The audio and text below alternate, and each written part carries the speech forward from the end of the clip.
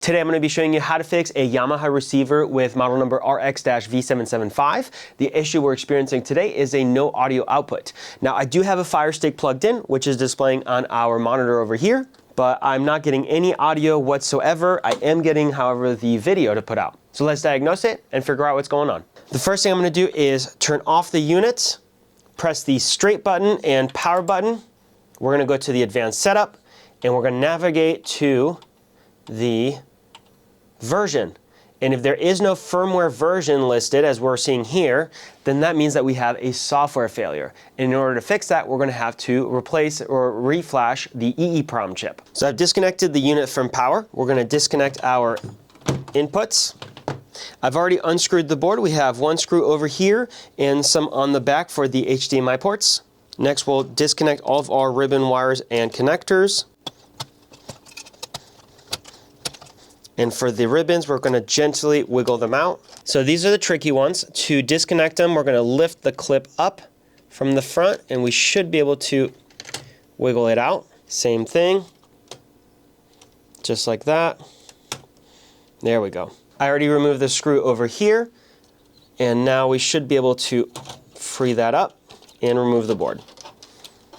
Now that the board has been removed, let's bring it to our workbench to take a closer look at that EEPROM chip. Now the chip in question is on the back side. Let's take a closer look at it with the microscope. Okay, and here it is, IC923. This is going to be our EEPROM chip. Let's spray it with some isopropyl alcohol, clean up the area just a little bit, and looking at it really closely, it says F25L08, I think, and then the rest I can't tell. But it's ESMT is the brand. So what we're going to do here is remove it off the board. And to do that, we're going to start by flooding one side with solder. And using my tweezers, I'm going to gently lift up that side off of the board as I'm swiping back and forth. And now that it is off of the board, we're going to remove some of that extra solder I just added, just like that. We obviously want to be very careful with all of these resistors and capacitors. They're very close. We don't want to knock them off. And now I have that side is free. I'm going to flip the board around. We're going to repeat the same process over here.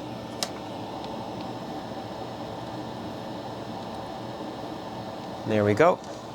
And again, remove excess solder. I do have a little extra on my legs here. Let's clean that off.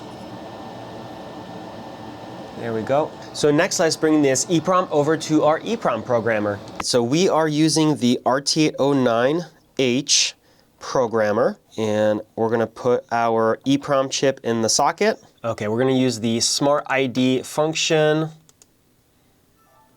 And it has detected it, F25L08PA, so that is what we had. So my first step is we're going to open up and select our software. We're going to select our EEPROM files. Let's find our brand, Yamaha. And this is the software for the 675, but I believe it will be fully cross-compatible. And we are going to write to it.